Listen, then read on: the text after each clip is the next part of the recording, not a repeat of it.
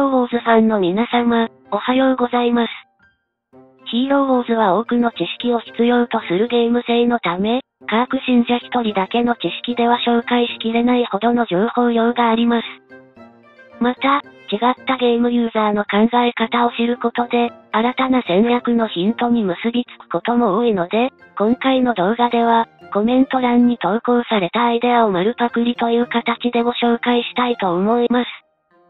なお、ゲームユーザー一人一人にそれぞれ異なった理論や考え方があるので、講師の考え方や戦略に異議を唱えたいと思っても、決して講師を誹謗中傷するようなコメントで返信されることがないようにお願いいたします。今回の動画の講師は、CBA013 になります。どうやって勝つのかという明確なイメージを持つことをヒーローウォーズの戦闘では求められます。イメージ力を上げるためにも、戦闘のリプレイをいろいろ見てヒーローの組み合わせを研究することが大事です。攻撃の際に考えるのは、1、対戦相手の得意な時間帯をずらす。超速攻、30秒以内、速攻、20秒から50秒、長期戦、40秒から90秒、時間切れ狙いの編成、60秒以上、みたいに大まかに考えてから対応を決めます。自分のチーム編成がどのくらいの時間で対戦相手を倒せそうかを考える。対戦相手のチーム編成によっては、通常なら時間切れ狙いとしか思えないチーム編成でも、30秒から50秒くらいで倒しに行けるんじゃない?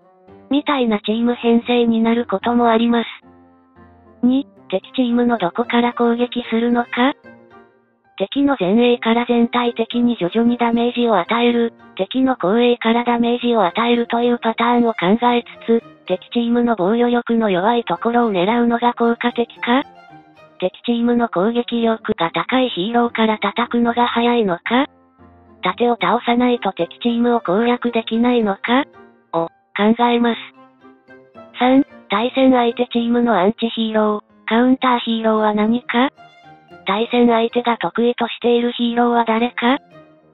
守備側は特にですが、自分のヒーローの弱点を他のヒーローの得意要素で補わないといけません。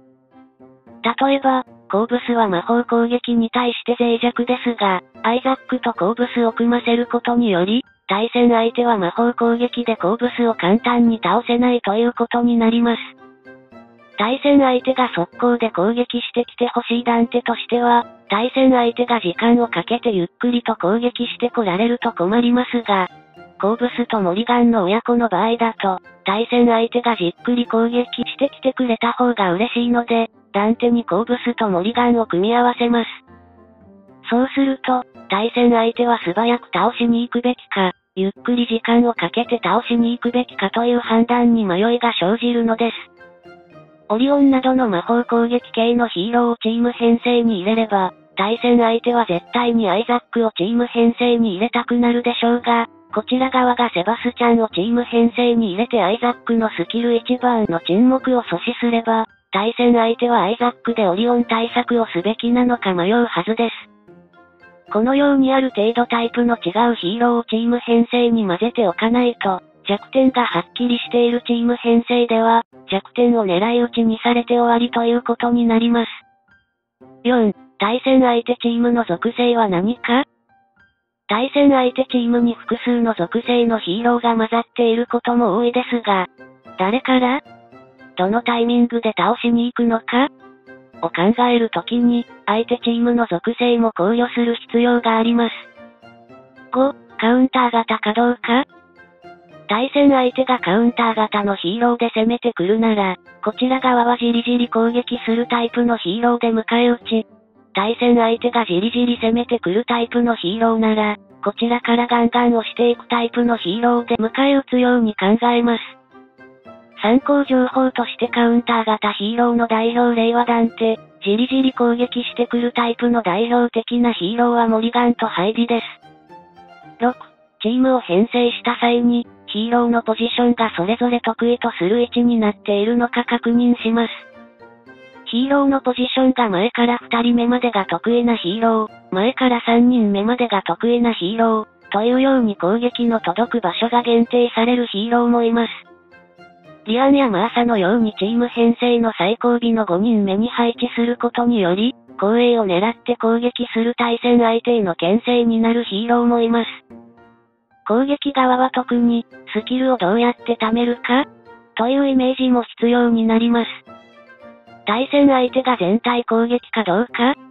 対戦相手より早くスキルを貯められるかどうかという明確なイメージが必要です。7、フォーメーションのチェックをします。対戦相手チームが一番前だけ攻撃しているのか、二人目まで攻撃しているのか、誰が二人目を攻撃しているのかを確認してイメージと合っているか、スキルの溜まり方に問題がないかチェックします。例えば、相手二人目をネブラにして対戦相手の二人目にスキルを貯めさせない、とか、セレステにオーロラを攻撃してもらうために2番目ではなく3番目に入れるといった編成も考えられます。大まかな参考ですが、前衛が1人ならみんなが1人目を攻撃するでしょうし、前衛が2名以上なら相手の2人目は2人目を攻撃して、あとは1人目を攻撃するんじゃない?みたいな感じで考えてます。普段は面倒なのでテストしてスキルの溜まり方を見てるだけだけど。8、最後に自分ならどうやって倒すか確認してみます。1から7までが考慮されているか、守備なら5を特に注意して、攻撃側に攻め方の迷いが生じない場合は大抵はダメです。なかなかうまくいかない時のヒント。盾を3人並べたり、アタッカーを前から3人並べるといった極端な編成は試しましたか?最近は、アスガルドの導入により、すべてのヒーローの HP が上がったこともあり、いろいろなヒーローが盾役をできるようにもなってきたし、逆に硬いだけではない盾も増えてきており、誰もがアタッカーとして活躍できる状況もあります。例えば、魔法がとてつもなく強い編成相手にアイザックを盾にして、いきなり対戦相手の動きを止めてからの反撃といった戦略も可能になっています。アンチと言われる編成を試しましたか?悟りがいるからカークやアンドバリの使用を諦めたりするのではなく、じゃあ、速攻で決めてしまえばいいんじゃないか?とか、セバスチャンを入れてカバーすれば大丈夫じゃないか?などを考えると良い結果が出たりします。最後に、誰を最初に育てたかによって育てていくべきヒーローも少し変わっていくと思うので、それぞれに答えとなる組み合わせがあると思いますが、最初は、時間帯別に3つか4つの勝ちパターンを考えるのが良いと思います。最初の5人に、1人2人入れ替えて別チームを作るだけなので、実質、8人以上のヒーローを育てれば可能です。それだけあれば、ギルド戦でも相手を選べば大抵は勝ちやすい編成があるはずです。あとは、勝ちたいなら極端に弱いヒーローは使わないことをお勧めします。組み合わせによっては能力が化けるヒーローもいるのですが、弱いヒーローはそういうのがあまりないから弱いということです。また、いろいろなヒーローと組み合わせやすいヒーローというのもいますので、チーム編成の中衛にそのようなヒーローを据えるという考えも良いかもしれません。あとは、カーク信者さんの教え通りに、いきなり手広くしてしまうのではなく、順番にヒーローを最大パワー近くまで育てていくのが大事かと思います。なんとなく覚えておくと編成しやすいかも。じっくり考えれば当たり前といえば当たり前なんだけど、物理は前から一人ずつ攻撃するパターンが多いと思います。例外で、10は後ろから、ケイラとその他のヒーローの一部で全体攻撃がある。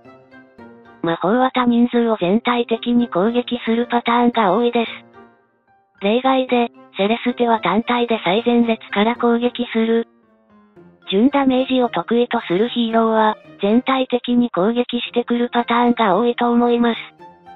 あと、基本的には魔法系ヒーローなどでも、通常攻撃は物理攻撃です。例外で、セレステは通常攻撃が魔法攻撃です。ルーファスの復活スキルはこちら側にモリガンを入れておけば無効にできますので、他のメンバーで魔法で殲滅することも可能になります。なので、例えば、ルーファスを盾にすれば物理攻撃系で攻めてくるはずで、そうすると前から攻撃されることが多いだろうなと考えながら、後衛を銃で攻めてくることもあるのでその対策として一番後ろにリアンやマーサを置いておけばいいかなと考えることができます。